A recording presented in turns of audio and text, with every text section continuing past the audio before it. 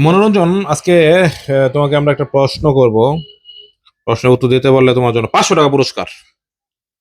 ঠিক আছে। কোন তরকারিতে লবণ লাগে না? তোমাকে বলতে হবে কোন তরকারিতে লবণ লাগে না।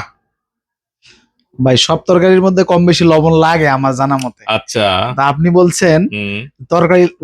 তরকারির মধ্যে লবণ লাগে না, আহ, কিন্তু এটা এটা হুম, এটা কি মিষ্টান্ন বলা যাবে না? হুম, তরকারি হবে এটা? তরকারি হবে। তরকারি না? হ্যাঁ। দর্শক, আপনারা ভাবতে শুরু করুন। ভাবো ভাবো। কোন 10 তরকারির সেকেন্ড মধ্যে না? সময়। দর্শক, আপনারা ভাবুন। না ভাই, তরকারির মধ্যে লবণ লাগবে ভাই, কম বেশি। তরকারি লবণ ছাড়া তো ভাই খাওয়া যাবে না। তার মানে দর্শক, আমরা বুঝতে পেরেছি যে সে অনেক লবণ খায়। তো আসলে আপনারা এই উত্তরটা জানাবেন কমেন্ট বক্সে গিয়ে। ধন্যবাদ সকলকে। আসসালামু আলাইকুম।